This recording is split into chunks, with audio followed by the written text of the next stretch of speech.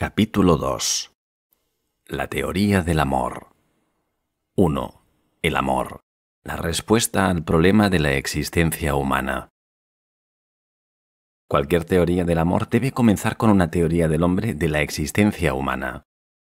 Si bien encontramos amor, o más bien el equivalente del amor en los animales, sus afectos constituyen fundamentalmente una parte de su equipo instintivo, del que solo algunos restos operan en el hombre.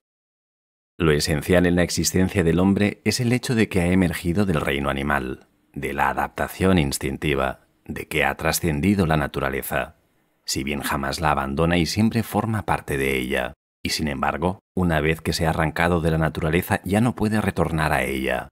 Una vez arrojado del paraíso, un estado de unidad original con la naturaleza, querubines con espadas flameantes le impiden el paso si trata de regresar.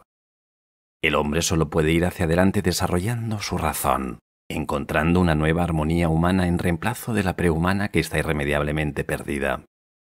Cuando el hombre nace, tanto la raza humana como el individuo se ve arrojado de una situación definida, tan definida como los instintos, hacia una situación indefinida, incierta, abierta. Solo existe certeza con respecto al pasado y con respecto al futuro la certeza de la muerte.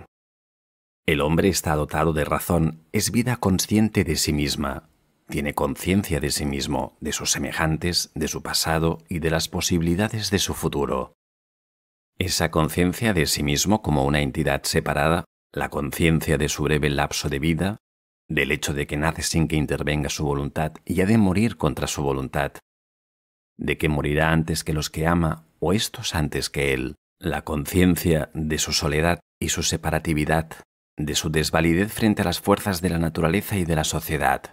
Todo ello hace de su existencia separada y desunida una insoportable prisión. Se volvería loco si no pudiera liberarse de su prisión y extender la mano para unirse en una u otra forma con los demás hombres, con el mundo exterior. La vivencia de la separatividad provoca angustia. Es, por cierto, la fuente de toda angustia. Estar separado significa estar aislado, sin posibilidad alguna para utilizar mis poderes humanos. De ahí que estar separado signifique estar desvalido, ser incapaz de aferrar el mundo, las cosas y las personas, activamente. Significa que el mundo puede invadirme sin que yo pueda reaccionar. Así pues, la separatividad es la fuente de una intensa angustia. Por otra parte, produce vergüenza y un sentimiento de culpa.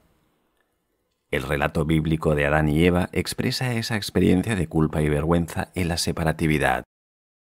Después de haber comido Adán y Eva del fruto del árbol del conocimiento del bien y del mal, después de haber desobedecido, el bien y el mal no existen si no hay libertad para desobedecer, después de haberse vuelto humanos al emanciparse de la originaria armonía animal con la naturaleza, es decir, después de sus nacimientos como seres humanos, vieron que estaban desnudos y tuvieron vergüenza.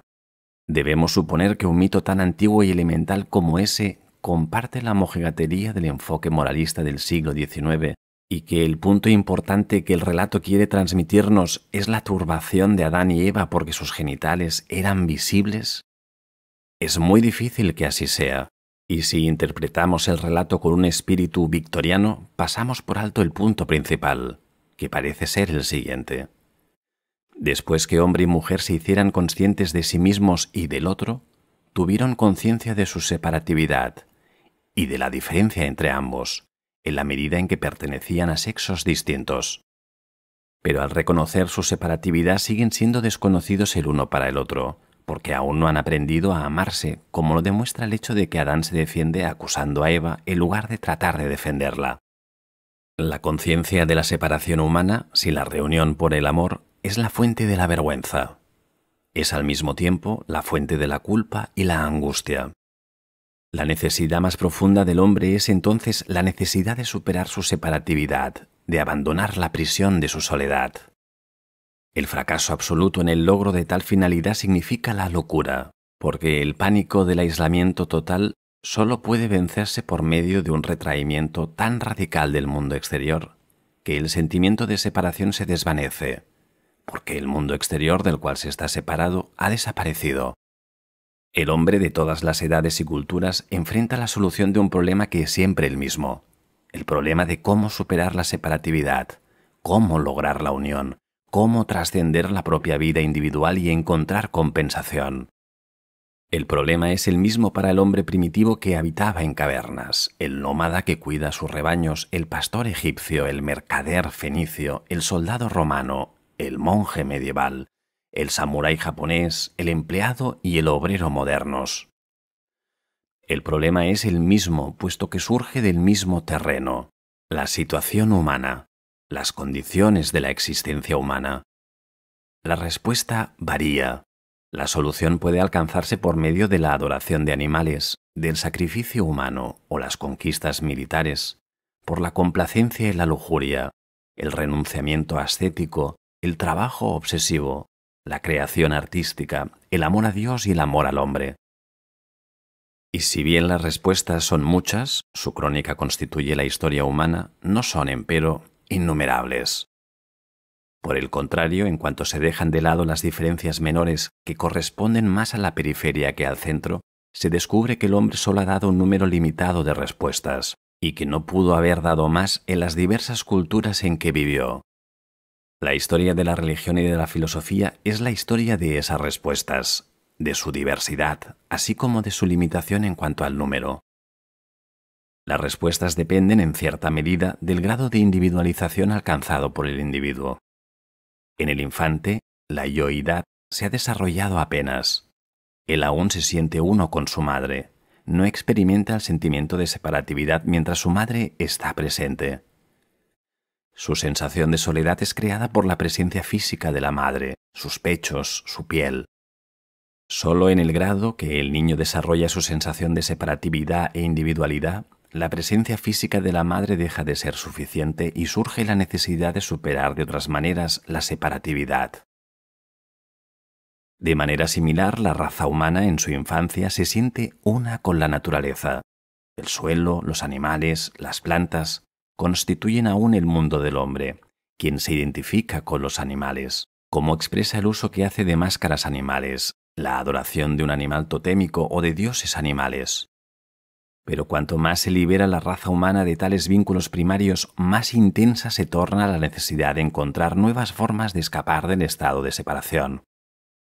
Una forma de alcanzar tal objetivo consiste en diversas clases de estados orgiásticos. Estos pueden tener la forma de un trance autoinducido, a veces con la ayuda de drogas. Muchos rituales de tribus primitivas ofrecen un vívido cuadro de este tipo de solución. En un estado transitorio de exaltación, el mundo exterior desaparece, y con él el sentimiento de separatividad con respecto al mismo. Puesto que tales rituales se practican en común, se agrega una experiencia de fusión con el grupo que hace aún más efectiva esa solución. En estrecha relación con la solución orgiástica y frecuentemente unida a ella está la experiencia sexual. El orgasmo sexual puede producir un estado similar al provocado por un trance o a los efectos de ciertas drogas. Los ritos de orgías sexuales comunales formaban parte de muchos rituales primitivos. Según parece, el hombre puede seguir durante cierto tiempo, después de la experiencia orgiástica, sin sufrir demasiado a causa de su separatividad. Lentamente la tensión de la angustia comienza a aumentar y disminuye otra vez por medio de la repetición del ritual. Mientras tales estados orgiásticos constituyen una práctica común en una tribu, no producen angustia o culpa. Participar en ellos es correcto e inclusive es virtuoso, puesto que constituyen una forma compartida por todos, aprobada y exigida por los médicos brujos o los sacerdotes. De ahí que no existan motivos para sentirse culpable o avergonzado. La situación es enteramente distinta cuando un individuo elige esa solución en una cultura que ha dejado atrás tales prácticas comunes. En una cultura no orgiástica, el alcohol y las drogas son los medios a su disposición. En contraste con los que participan en la solución socialmente aceptada, tales individuos experimentan sentimientos de culpa y remordimiento. Tratan de escapar de la separatividad refugiándose en el alcohol o las drogas. Pero cuando la experiencia orgiástica concluye, se sienten más separados aún, y ello los impulsa a recurrir a tal experiencia con frecuencia e intensidad crecientes. La solución orgiástica sexual presenta leves diferencias. En cierta medida, constituye una forma natural y normal de superar la separatividad y una solución parcial al problema del aislamiento. Pero en muchos individuos que no pueden aliviar de otras maneras el estado de separación, la búsqueda del orgasmo sexual asume un carácter que lo asemeja bastante al alcoholismo o la afición a las drogas. Se convierte en un desesperado intento de escapar a la angustia que engendra la separatividad y provoca una sensación cada vez mayor de separación, puesto que el acto sexual sin amor nunca elimina el abismo que existe entre dos seres humanos excepto en forma momentánea. Todas las formas de unión orgiásticas tienen tres características. Son intensas, incluso violentas, ocurren en la personalidad total, mente y cuerpo, son transitorias y periódicas. Exactamente lo contrario ocurre en esa forma de unión que está lejos de ser la solución que con mayor frecuencia eligió el hombre en el pasado y en el presente. La unión basada en la conformidad con el grupo, sus costumbres, prácticas y creencias. Volvemos a encontrar aquí una evolución considerable. En una sociedad primitiva, el grupo es pequeño. Está integrado por aquellos que comparten la sangre y el suelo. Con el desarrollo creciente de la cultura, el grupo se extiende. Se convierte en la ciudadanía de una polis, de un gran estado, los miembros de una iglesia. Hasta el romano indigente se sentía orgulloso de poder decir «Civi Romanus sum». Roma y el imperio eran su familia, su hogar, su mundo. También en la sociedad occidental contemporánea, la unión con el grupo es la forma predominante de superar el estado de separación. Se trata de una unión en la que el ser individual desaparece en gran medida y cuya finalidad es la pertenencia al rebaño. Si soy como todos los demás, si no tengo sentimientos o pensamientos que me hagan diferente, si me adapto en las costumbres, las ropas, las ideas al patrón del grupo, estoy salvado. Salvado de la temible experiencia de la soledad. Los sistemas dictatoriales utilizan amenazas y el terror para inducir esta conformidad. Los países democráticos, la sugestión y la propaganda. Indudablemente hay una gran diferencia entre los dos sistemas. En las democracias, la no conformidad es posible y en realidad no está totalmente ausente. En los sistemas totalitarios, solo unos pocos héroes y mártires insólitos se niegan a obedecer. Pero, a pesar de esa diferencia, las sociedades democráticas muestran un abrumador grado de conformidad. La razón radica en el hecho de que debe existir una respuesta a la búsqueda de unión, y a falta de una distinta o mejor, la conformidad con el rebaño se convierte en la forma predominante. El poder del miedo a ser diferente, a estar solo unos pocos pasos alejados del rebaño, resulta evidente si se piensa cuán profunda es la necesidad de no estar separado. A veces el temor a la no conformidad se racionaliza como medio a los peligros prácticos que podrían amenazar al rebelde. Pero en realidad la gente quiere someterse en un grado mucho más alto de lo que está obligada a hacerlo, por lo menos en las democracias occidentales. La mayoría de las gentes ni siquiera tienen conciencia de su necesidad de conformismo. Viven con la ilusión de que son individualistas, de que han llegado a determinadas conclusiones como resultado de sus propios pensamientos, y que simplemente sucede que sus ideas son iguales que las de la mayoría. El consenso de todos sirve como prueba de la corrección de sus ideas. Puesto que aún tienen necesidad de sentir alguna individualidad, tal necesidad se satisface en lo relativo a diferencias menores, las iniciales en la cartera o en la camisa, la afiliación al Partido Demócrata en lugar del Republicano, a los Elks en vez de los Rhinners, se convierten en la expresión de las diferencias individuales. El lema publicitario «es distinto» nos demuestra esa patética necesidad de diferencia, cuando en realidad casi no existe ninguna. Esa creciente tendencia a eliminar las diferencias se relaciona estrechamente con el concepto y la experiencia de igualdad, tal como se está desarrollando en las sociedades industriales más avanzadas. En un contexto religioso, igualdad significó que todos somos hijos de Dios, que todos compartimos la misma sustancia humano-divina, que todos somos uno. Significaba también que deben respetarse las diferencias entre los individuos, que si bien es cierto que todos somos uno, también lo es que cada uno de nosotros constituye una entidad única, un cosmos en sí mismo. Tal convicción acerca de la unicidad del individuo se expresa, por ejemplo, en la sentencia talmúdica: Quien salva una sola vida es como si hubiera salvado a todo el mundo. Quien destruye una sola vida es como si hubiera destruido a todo el mundo. La igualdad como una condición para el desarrollo de la individualidad fue asimismo el significado de este concepto en la filosofía del iluminismo occidental. Denotaba, como formuló muy claramente Kant, que ningún hombre debe ser un medio para que otro hombre realice sus fines, que todos los hombres son iguales en la medida en que son finalidades, y solo finalidades, y nunca medios los unos para los otros. Continuando las ideas del iluminismo, los pensadores socialistas de diversas escuelas definieron la igualdad como la abolición de la explotación, el uso del hombre por el hombre, fuera ese uso cruel o humanitario. En la sociedad capitalista contemporánea, el significado del término igualdad se ha transformado. Por él se entiende la igualdad de los autómatas, de hombres que han perdido su individualidad. Hoy en día, igualdad significa identidad, antes que unidad. Es la identidad de las abstracciones, de los hombres que trabajan en los mismos empleos, que tienen idénticas diversiones, que leen los mismos periódicos, que tienen idénticos pensamientos e ideas. En ese sentido, también deben recibirse con cierto escepticismo algunas conquistas generalmente celebradas como signos de progreso, tales como la igualdad de las mujeres.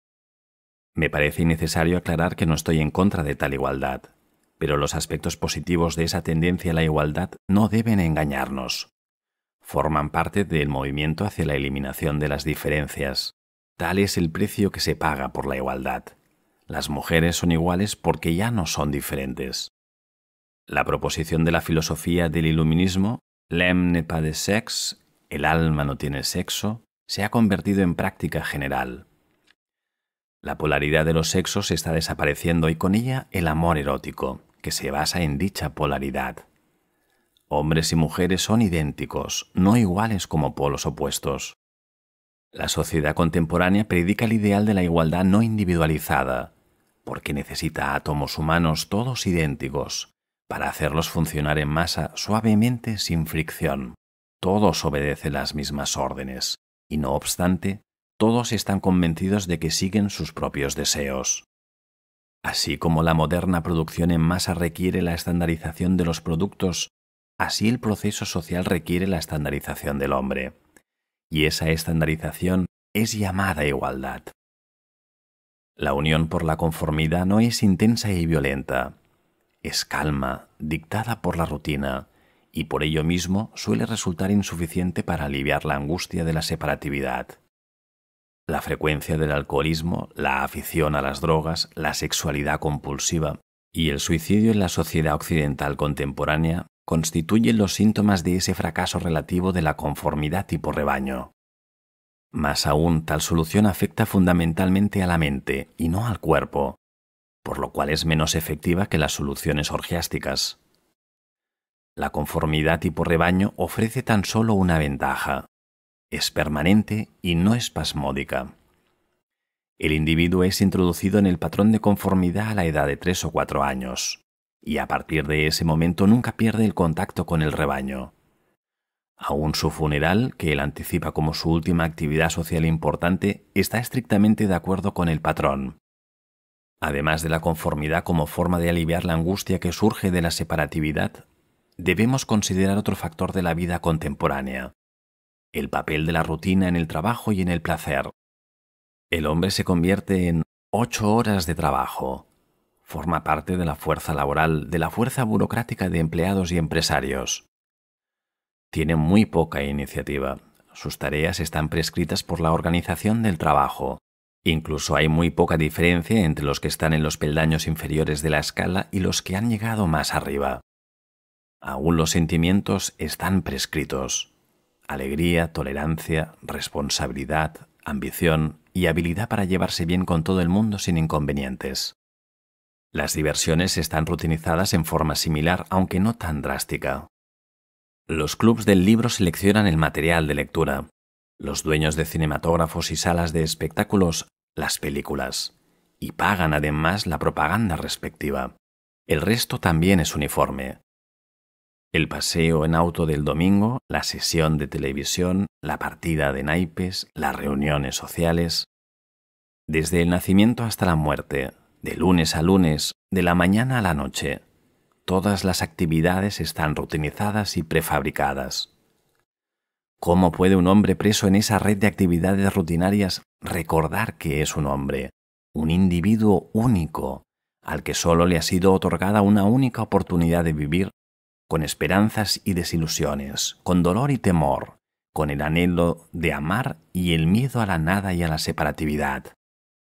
Una tercera manera de lograr la unión reside en la actividad creadora, sea la del artista o la del artesano. En cualquier tipo de tarea creadora, la persona que crea se une con su material, que representa el mundo exterior a él. Sea un carpintero que construye una mesa, un joyero que fabrica una joya, el campesino que siembra el trigo o el pintor que pinta una tela, en todos los tipos de trabajo creador, el individuo y su objeto se tornan uno. El hombre se une al mundo en el proceso de creación. Esto, sin embargo, solo es válido para el trabajo productivo, para la tarea en la que yo planeo, produzco, veo el resultado de mi labor.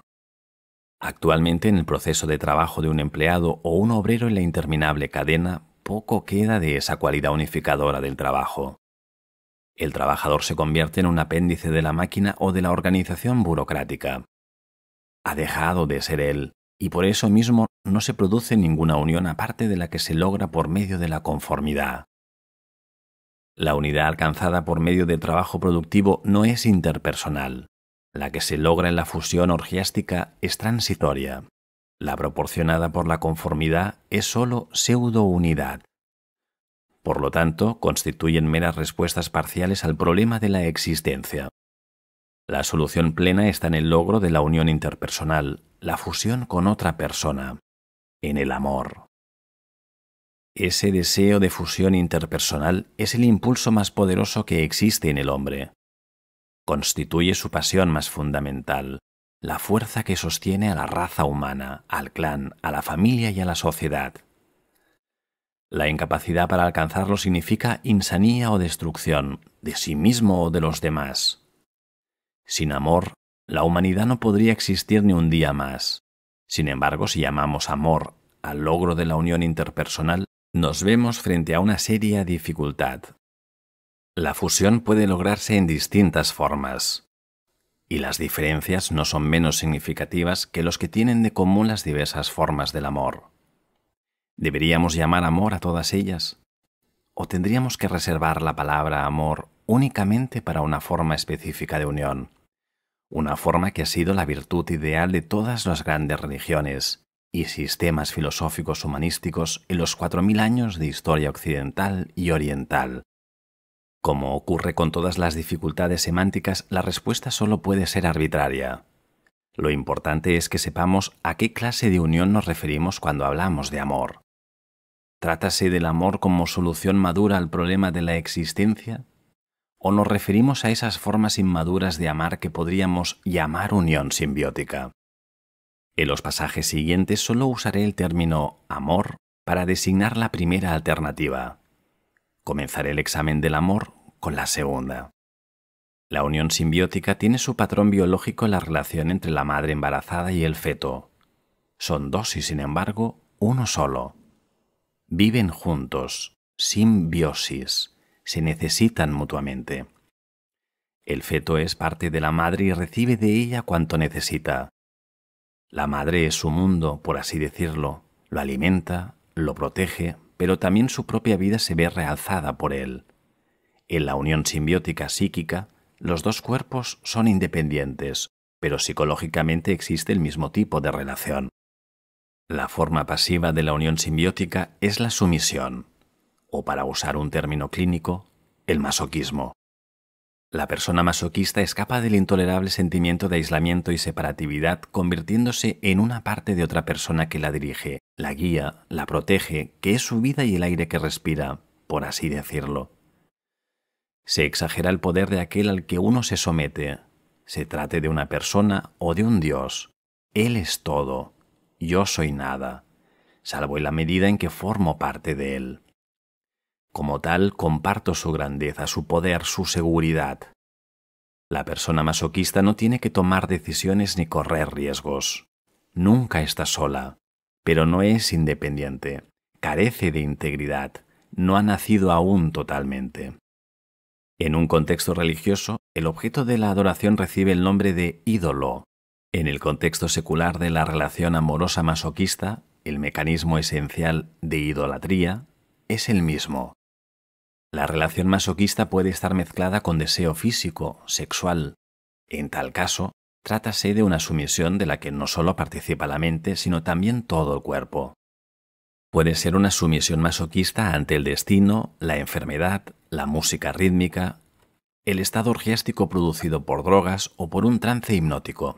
En todos los casos, la persona renuncia a su integridad, se convierte en un instrumento de alguien o algo exterior a él. No necesita resolver el problema de la existencia por medio de la actividad productiva. La forma activa de la fusión simbiótica es la dominación, o para utilizar el término correspondiente a masoquismo, el sadismo. La persona sádica quiere escapar de su soledad y de su sensación de estar aprisionada, haciendo de otro individuo una parte de sí misma. Se siente acrecentada y realzada incorporando a otra persona que la adora. La persona sádica es tan dependiente de la sumisa como ésta de aquella. Ninguna de las dos puede vivir sin la otra. La diferencia solo radica en que la persona sádica domina, explota, lastima y humilla, y la masoquista es dominada, explotada, lastimada y humillada. En un sentido realista, la diferencia es considerable. En un sentido emocional profundo, la diferencia no es mayor que lo que ambas tienen en común: la fusión sin integridad.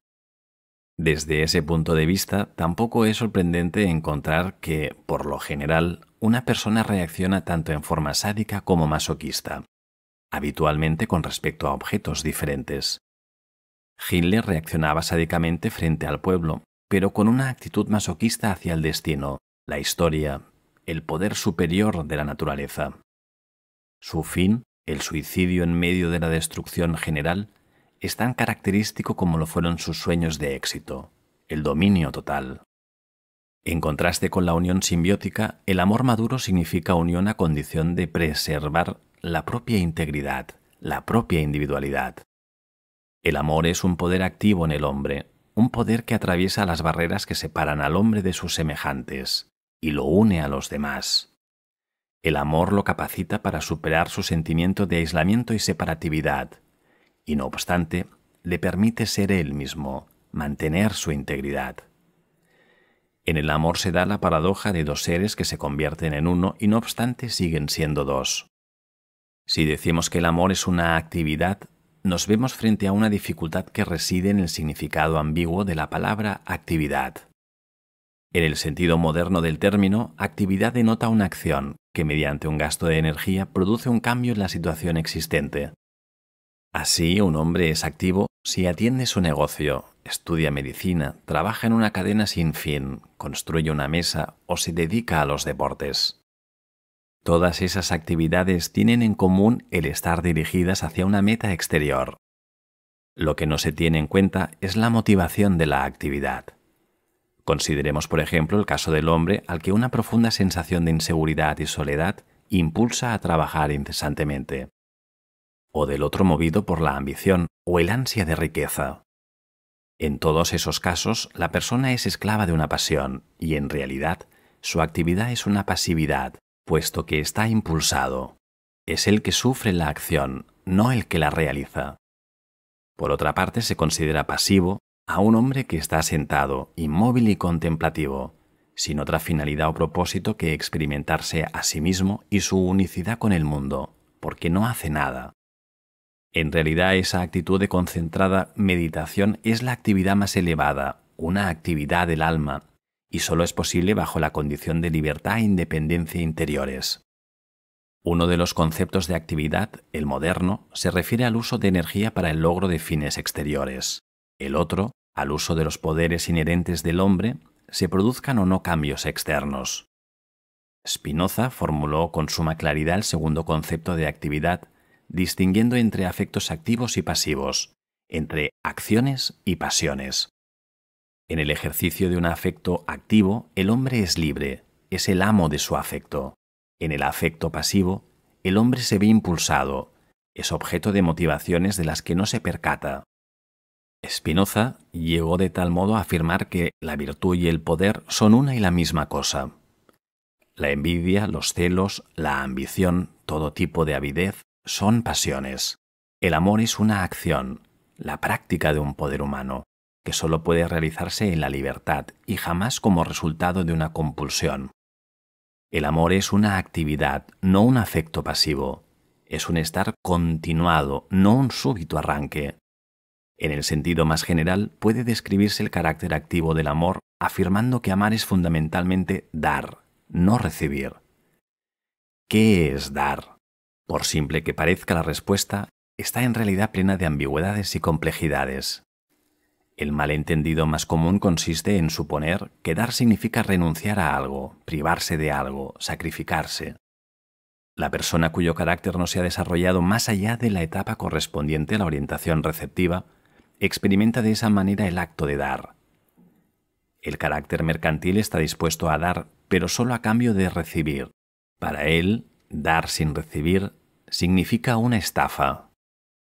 La gente cuya orientación fundamental no es productiva vive el dar como un empobrecimiento, por lo que se niega generalmente a hacerlo. Algunos hacen del dar una virtud, en el sentido de un sacrificio. Sienten que puesto que es doloroso, se debe dar, y creen que la virtud de dar está en el acto mismo de la aceptación del sacrificio. Para ellos, la norma de que es mejor dar que recibir significa que es mejor sufrir una privación que experimentar alegría. Para el carácter productivo, dar posee un significado totalmente distinto. Constituye la más alta expresión de potencia. En el acto mismo de dar, experimento mi fuerza, mi riqueza, mi poder. Tal experiencia de vitalidad y potencia exaltadas me llena de dicha. Me experimento a mí mismo como desbordante, pródigo, vivo y por tanto dichoso. Dar produce más felicidad que recibir, no porque sea una privación, sino porque en el acto de dar está la expresión de mi vitalidad. Si aplicamos ese principio a diversos fenómenos específicos, advertiremos fácilmente su validez. Encontramos el ejemplo más elemental en la esfera del sexo. La culminación de la función sexual masculina radica en el acto de dar. El hombre se da a sí mismo, da su órgano sexual a la mujer. En el momento del orgasmo le da su semen. No puede dejar de darlo si es potente. Si no puede dar, es impotente. El proceso no es diferente en la mujer, si bien algo más complejo. También ella se da, permite el acceso al núcleo de su feminidad. En el acto de recibir, ella da. Si es incapaz de ese dar, si solo puede recibir, es frígida. En su caso, el acto de dar vuelve a producirse, no en su función de amante, sino como madre. Ella se da al niño que crece en su interior, le da su leche cuando nace, le da el calor de su cuerpo. No dar le resultaría doloroso. En la esfera de las cosas materiales, dar significa ser rico. No es rico el que tiene mucho, sino el que da mucho. El avaro que se preocupa angustiosamente por la posible pérdida de algo es desde el punto de vista psicológico un hombre indigente, empobrecido, por mucho que posea. Quien es capaz de dar de sí es rico. Siéntese a sí mismo como alguien que puede entregar a los demás algo de sí. Solo un individuo privado de todo lo que está más allá de las necesidades elementales para la subsistencia sería incapaz de gozar con el acto de dar cosas materiales. La experiencia diaria demuestra que lo que cada persona considera necesidades mínimas depende tanto de su carácter como de sus posesiones reales. Es bien sabido que los pobres están más inclinados a dar que los ricos. No obstante, la pobreza que sobrepasa un cierto límite puede impedir dar, y es en consecuencia degradante, no solo a causa del sufrimiento directo que ocasiona, sino porque priva a los pobres de la alegría de dar.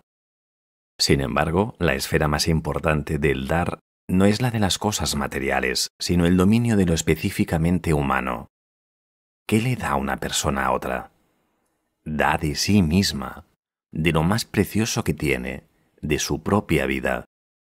Ello no significa necesariamente que sacrifique su vida por la otra, sino que da lo que está vivo en él.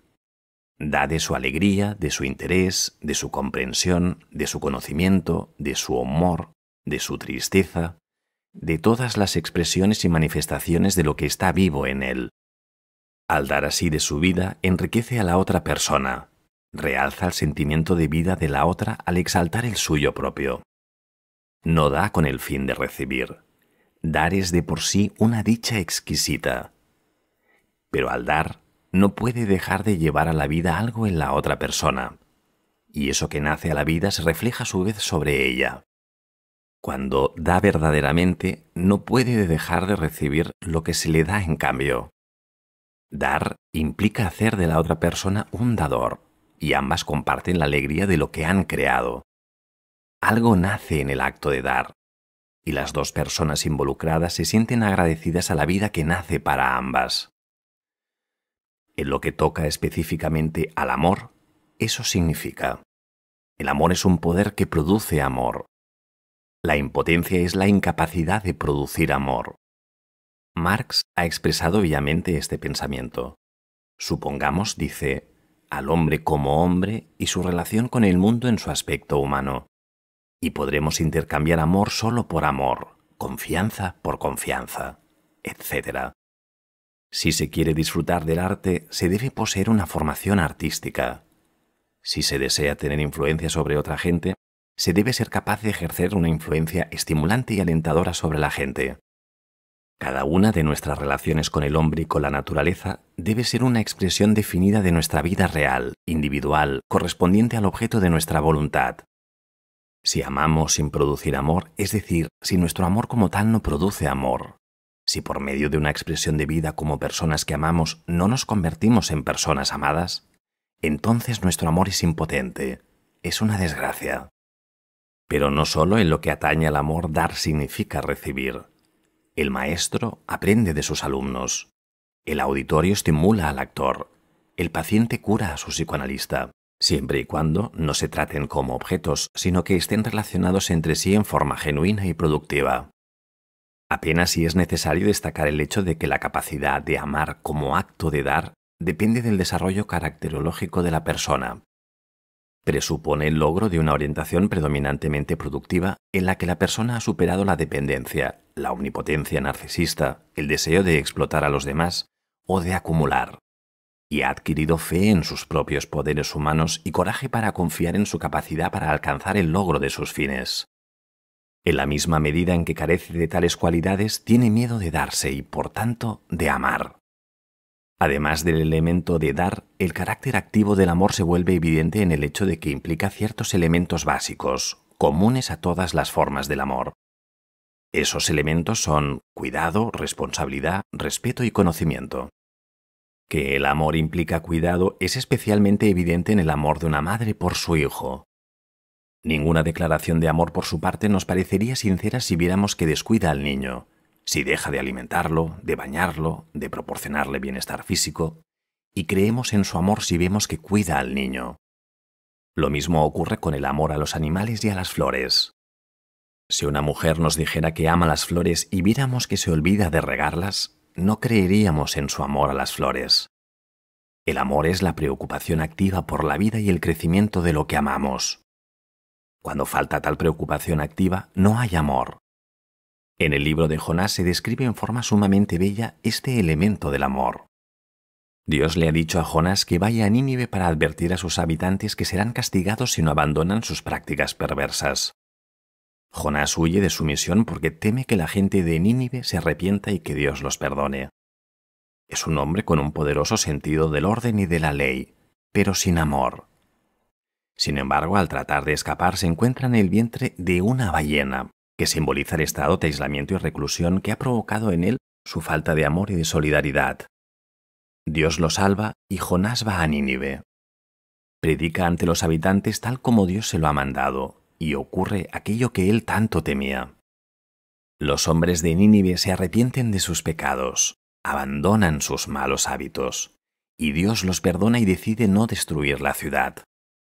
Jonás se siente hondamente enojado y apesadumbrado. Él quería justicia, no misericordia. Por fin encuentra cierto consuelo en la sombra de un árbol que Dios ha hecho crecer para protegerlo del sol. Pero cuando Dios hace que el árbol se seque, Jonás se deprime y se seca airadamente a Dios. Dios responde: ¿Tuviste tú lástima de la calabacera, en la cual no trabajaste, ni tú la hiciste crecer, que en espacio de una noche nació y en espacio de una noche pereció? ¿Y no tendré yo piedad de Nínive, aquella gran ciudad, donde hay más de 120.000 personas que no conocen su mano derecha su mano izquierda? La respuesta de Dios a Jonás debe entenderse simbólicamente. Dios le explica a Jonás que la esencia del amor es trabajar por algo y hacer crecer, que el amor y el trabajo son inseparables. Se ama aquello por lo que se trabaja y se trabaja por lo que se ama. El cuidado y la preocupación implican otro aspecto del amor, el de la responsabilidad. Hoy en día suele usarse ese término para denotar un deber, algo impuesto desde el exterior. Pero la responsabilidad, en su verdadero sentido, es un acto enteramente voluntario. Constituye mi respuesta a las necesidades, expresadas o no, de otro ser humano. Ser responsable significa estar listo y dispuesto a responder. Jonás no se sentía responsable ante los habitantes de Nínive. Él, como Caín, podía preguntar: ¿soy yo el guardián de mi hermano? La persona que ama responde: la vida de su hermano no es solo asunto de su hermano, sino propio. Siéntese tan responsable por sus semejantes como por sí mismo. Tal responsabilidad, en el caso de la madre y su hijo, atañe principalmente al cuidado de las necesidades físicas. En el amor entre adultos, a las necesidades psíquicas de la otra persona. La responsabilidad podría degenerar fácilmente en dominación y posesividad, si no fuera por un tercer componente del amor, el respeto. Respeto no significa temor y sumisa reverencia. Denota, de acuerdo con la raíz de la palabra, respicere, mirar, la capacidad de ver a una persona tal cual es, tener conciencia de su individualidad única. Respetar significa preocuparse porque la otra persona crezca y se desarrolle tal como es. De ese modo, el respeto implica la ausencia de explotación. Quiero que la persona amada crezca y se desarrolle por sí misma, en la forma que le es propia y no para servirme. Si amo a la otra persona, me siento uno con ella, pero con ella tal cual es, no como yo necesito que sea, como un objeto para mi uso. Es obvio que el respeto solo es posible si yo he alcanzado independencia, si puedo caminar sin muletas, sin tener que dominar ni explotar a nadie. El respeto solo existe sobre la base de la libertad. El amor es hijo de la libertad, dice una vieja canción francesa, nunca de la dominación. Respetar a una persona sin conocerla no es posible. El cuidado y la responsabilidad serían ciegos si no los guiara el conocimiento. El conocimiento sería vacío si no lo motivara la preocupación. Hay muchos niveles de conocimiento. El que constituye un aspecto del amor no se detiene en la periferia, sino que penetra hasta el meollo. Solo es posible cuando puedo trascender la preocupación por mí mismo y ver a la otra persona en sus propios términos. Puedo saber, por ejemplo, que una persona está encolerizada, aunque no lo demuestre abiertamente. Pero puedo llegar a conocerla más profundamente aún. Sé entonces que está angustiada e inquieta, que se siente sola, que se siente culpable. Sé entonces que su cólera no es más que la manifestación de algo más profundo. Y la veo angustiada e inquieta, es decir, como una persona que sufre y no como una persona enojada. Pero el conocimiento tiene otra relación más fundamental con el problema del amor. La necesidad básica de fundirse con otra persona para trascender de ese modo la prisión de la propia separatividad se vincula, de modo íntimo, con otro deseo específicamente humano, el de conocer el secreto del hombre. Si bien la vida en sus aspectos meramente biológicos es un milagro y un secreto, el hombre en sus aspectos humanos es un impenetrable secreto para sí mismo y para sus semejantes. Nos conocemos y a pesar de todos los esfuerzos que podamos realizar, no nos conocemos. Conocemos a nuestros semejantes y sin embargo no los conocemos, porque no somos una cosa y tampoco lo son nuestros semejantes. Cuanto más avanzamos hacia las profundidades de nuestro ser, o el ser de los otros, más nos elude la meta del conocimiento. Sin embargo, no podemos dejar de sentir el deseo de penetrar en el secreto del alma humana, en el núcleo más profundo que es Él. Hay una manera desesperada de conocer el secreto. Es el poder absoluto sobre otra persona. El poder que le hace hacer lo que queremos, sentir lo que queremos, pensar lo que queremos, que la transforma en una cosa, nuestra posesión. El grado más intenso de ese intento de conocer consiste en los extremos del sadismo, el deseo y la habilidad de hacer sufrir a un ser humano, de torturarlo, de obligarlo a traicionar su secreto en su sufrimiento. En ese anhelo de penetrar en el secreto del hombre y por lo tanto en el nuestro, reside una motivación esencial de la profundidad y la intensidad de la crueldad y la destructividad. Isaac Babel ha expresado tal idea en una forma muy sucinta. Recuerda a un oficial compañero suyo en la guerra civil rusa, quien acababa de matar a puntapiés a su examo. Con un disparo, digamos así, con un disparo, uno solo, se libra uno de un tipo. Con un disparo nunca se llega al alma, a dónde está en el tipo y cómo se presenta. Pero yo no ahorro fuerzas y más de una vez he pisoteado a un tipo durante más de una hora. ¿Sabes? Quiero llegar a saber qué es realmente la vida, cómo es la vida. Es frecuente que los niños tomen abiertamente ese camino hacia el conocimiento. El niño desarma algo, lo hace para conocerlo, o destroza un animal. Cruelmente arranca las alas de una mariposa para conocerla, para obligarla a revelar su secreto. La crueldad misma está motivada por algo más profundo, el deseo de conocer el secreto de las cosas y de la vida. Otro camino para conocer el secreto es el amor. El amor es la penetración activa en la otra persona, en la que la unión satisface mi deseo de conocer. En el acto de fusión, te conozco. Me conozco a mí mismo, conozco a todos, y no conozco nada. Conozco de la única manera en que el conocimiento de lo que está vivo le es posible al hombre, por experiencia de la unión, no mediante algún conocimiento proporcionado por nuestro pensamiento. El amor es la única forma de conocimiento que en el acto de unión satisface mi búsqueda. En el acto de amar, de entregarse, en el acto de penetrar en la otra persona, me encuentro a mí mismo, me descubro, nos descubro ambos, descubro al hombre. El anhelo de conocernos a nosotros mismos y de conocer a nuestros semejantes fue expresado en el lema délfico: «Conócete a ti mismo». Tal es la fuente primordial de toda psicología. Pero puesto que deseamos conocer todo el hombre, su más profundo secreto, el conocimiento corriente, el que procede solo del pensamiento, nunca puede satisfacer dicho deseo. Aunque llegáramos a conocernos muchísimo más, nunca alcanzaríamos el fondo.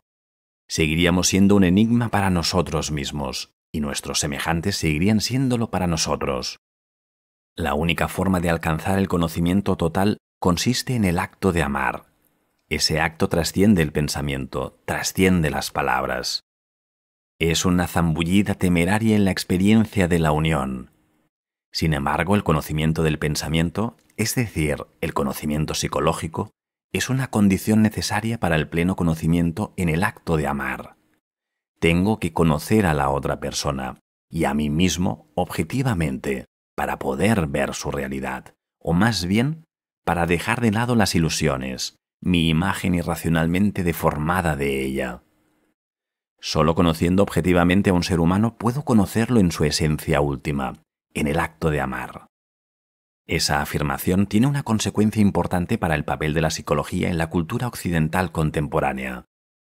Si bien la gran popularidad de la psicología indica ciertamente interés en el conocimiento del hombre, también descubre la fundamental falta de amor en las relaciones humanas actuales. El conocimiento psicológico conviértese así en un sustituto del conocimiento pleno del acto de amar, en lugar de ser un paso hacia él. El problema de conocer al hombre es paralelo al problema religioso de conocer a Dios. En la teología occidental convencional se intenta conocer a Dios por medio del pensamiento, de afirmaciones acerca de Dios. Se supone que puedo conocer a Dios en mi pensamiento. En el misticismo, que es el resultado del monoteísmo, como trataré de demostrar más adelante, se renuncia al intento de conocer a Dios por medio del pensamiento y se lo reemplaza por la experiencia de la unión con Dios, en la que ya no hay lugar para el conocimiento acerca de Dios, ni tal conocimiento es necesario. La experiencia de la unión con el hombre, o desde un punto de vista religioso con Dios, no es en modo alguno irracional. Por el contrario, y como lo señaló Albert Schweitzer, es la consecuencia del racionalismo, su consecuencia más audaz y radical. Se basa en nuestro conocimiento de las limitaciones fundamentales y no accidentales de nuestro conocimiento. Es el conocimiento de que nunca captaremos el secreto del hombre y del universo, pero que podemos conocerlos, sin embargo, en el acto de amar. La psicología como ciencia tiene limitaciones, y así como la consecuencia lógica de la teología es el misticismo, así la consecuencia última de la psicología es el amor. Cuidado, responsabilidad, respeto y conocimiento son mutuamente interdependientes. Constituyen un síndrome de actitudes que se encuentran en la persona madura, esto es, en la persona que se desarrolla productivamente sus propios poderes, que solo desea poseer lo que ha ganado con su trabajo, que ha renunciado a los sueños narcisistas de omnisapiencia y omnipotencia, que ha adquirido humildad basada en esa fuerza interior que solo la genuina actividad productiva puede proporcionar. Hasta ahora he hablado sobre el amor como forma de superar la separatividad humana, como la realización del anhelo de unión. Pero por encima de la necesidad universal, existencial de unión, surge otra más específica y de orden biológica: el deseo de unión entre los polos masculino y femenino. La idea de tal polarización está notablemente expresada en el mito de que, originariamente, el hombre y la mujer fueron uno, que los dividieron por la mitad, y que desde entonces cada hombre busca la parte femenina de sí mismo que ha perdido, para unirse nuevamente con ella. La misma idea de la unidad original de los sexos aparece también en la Biblia, donde Eva es hecha de una costilla de Adán. Si bien en ese relato, concebido en el espíritu del patriarcalismo, la mujer se considera secundaria al hombre. El significado del mito es bastante claro. La polarización sexual lleva al hombre a buscar la unión con el otro sexo. La polaridad entre los principios masculino y femenino existe también dentro de cada hombre y cada mujer. Así como fisiológicamente tanto el hombre como la mujer poseen hormonas del sexo opuesto, así también en el sentido psicológico son bisexuales. Llevan en sí mismos el principio de recibir y de penetrar, de la materia y del espíritu. El hombre y la mujer solo logran la unión interior en la unión con su polaridad femenina o masculina. Esa polaridad es la base de toda creatividad. La polaridad masculina-femenina es también la base de la creatividad interpersonal. Ello se evidencia biológicamente en el hecho de que la unión del esperma y el óvulo constituye la base para el nacimiento de un niño. Y la situación es la misma en el dominio puramente psíquico. En el amor entre hombre y mujer, cada uno vuelve a nacer. La desviación homosexual es un fracaso en el logro de esa unión polarizada, y por eso el homosexual sufre el dolor de la separatividad nunca resuelta, fracaso que comparte, sin embargo, con el heterosexual corriente que no puede amar. Idéntica polaridad entre el principio masculino y femenino existe en la naturaleza, no solo, como es notorio, en los animales y las plantas, sino en la polaridad de dos funciones fundamentales, la de recibir y la de penetrar. Es la polaridad de la tierra y la lluvia, del río y el océano, de la noche y el día, de la oscuridad y la luz, de la materia y el espíritu. El gran poeta y místico musulmán Rumi expresó esta idea con hermosas frases. Nunca el amante busca sin ser buscado por su amada. Si la luz del amor ha penetrado en este corazón, sabe que también hay amor en aquel corazón. Cuando el amor a Dios agita tu corazón, también Dios tiene amor para ti. Sin la otra mano, ningún ruido de palmoteo sale de una mano. La sabiduría divina es destino, y su decreto nos hace amarnos el uno al otro. Por eso está ordenado que cada parte del mundo se una con su consorte. El sabio dice, cielo es hombre y tierra mujer. Cuando la tierra no tiene calor, el cielo se lo manda. Cuando pierde su frescor y su rocío, el cielo se lo devuelve. El cielo hace su ronda como un marido que trabaja por su mujer, y la tierra se ocupa del gobierno de su casa, cuida de los nacimientos y amamanta lo que pare. Mira a la tierra y al cielo. Tienen inteligencia, pues hacen el trabajo de seres inteligentes. Si esos dos no gustaran placer el uno del otro, ¿por qué habrían de andar juntos como novios? Si la tierra, ¿despuntarían las flores? ¿Echarían flores los árboles? ¿qué entonces producirían el calor y el agua del cielo? Así como Dios puso el deseo en el hombre y en la mujer para que el mundo fuera preservado por su unión, así en cada parte de la existencia planteó el deseo de la otra parte. Día y noche son enemigos afuera, pero sirven ambos un único fin. Cada uno ama al otro en áreas de la perfección de su mutuo trabajo. Sin la noche, la naturaleza del hombre no recibiría ganancia alguna y nada tendría entonces el día para gastar. El problema de la polaridad hombre-mujer lleva a ciertas consideraciones ulteriores sobre la cuestión del amor y el sexo. Hablé antes del error que cometió Freud al ver en el amor exclusivamente la expresión o una sublimación del instinto sexual, en lugar de reconocer que el deseo sexual es una manifestación de la necesidad de amor y de unión. Pero el error de Freud es más hondo todavía. De acuerdo con su materialismo fisiológico, ve en el instinto sexual el resultado de una tensión químicamente producida en el cuerpo, que es dolorosa y busca alivio. La finalidad del deseo sexual es la eliminación de esa tensión. La satisfacción sexual consiste en tal eliminación. Este punto de vista es válido en la medida en que el deseo sexual opera en la misma forma que el hambre o la sed, cuando el organismo se encuentra desnutrido. En tal sentido, el deseo sexual es una comezón, y la satisfacción sexual el alivio de esa comezón. En realidad, en lo que al concepto de sexualidad se refiere, la masturbación sería la satisfacción sexual ideal. Lo que Freud paradójicamente no tiene en cuenta es el aspecto psicobiológico de la sexualidad, la polaridad masculina-femenina y el deseo de resolver la polaridad por medio de la unión.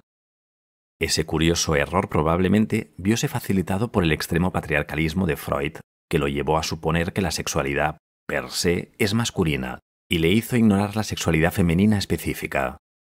Expresó tal idea en una teoría sexual diciendo que la libido posee regularmente una naturaleza masculina, se trate de la libido de un hombre o de una mujer.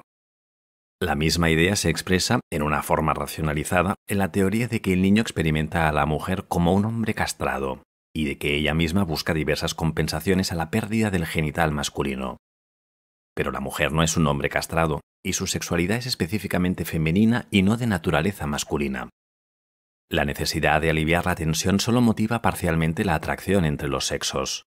La motivación fundamental es la necesidad de unión con el otro polo sexual. De hecho, la atracción erótica no se expresa únicamente en la atracción sexual. Hay masculinidad y feminidad en el carácter tanto como en la función sexual. Puede definirse el carácter masculino diciendo que posee las cualidades de penetración, conducción, actividad, disciplina y aventura. El carácter femenino, las cualidades de receptividad productiva, protección, realismo, resistencia, maternidad. Siempre debe tenerse presente que en cada individuo se funden ambas características, pero con predominio de las correspondientes a su sexo. Si los rasgos masculinos del carácter de un hombre están debilitados porque emocionalmente sigue siendo una criatura, es muy frecuente que trate de compensar esa falta acentuando exclusivamente su papel masculino en el sexo. El resultado es el Don Juan, que necesita demostrar sus proezas masculinas en el terreno sexual, porque está inseguro de su masculinidad en un sentido caracterológico. Cuando la parálisis de la masculinidad es más intensa, el sadismo, el uso de la fuerza se convierte en el principal y perverso sustituto de la masculinidad. Si la sexualidad femenina está debilitada o pervertida, se transforma en un masoquismo o posesividad. Se ha criticado a Freud por su sobrevaloración de lo sexual. Tales críticas estuvieron frecuentemente motivadas por el deseo de eliminar del sistema freudiano un elemento que despertó la hostilidad y la crítica de la gente de mentalidad convencional. Freud percibió agudamente esa motivación y por eso mismo luchó contra todo intento de modificar su teoría sexual. Es indudable que en su época la teoría freudiana tenía un carácter desafiante y revolucionario. Pero lo que era cierto alrededor de 1900 ya no lo es 50 años más tarde.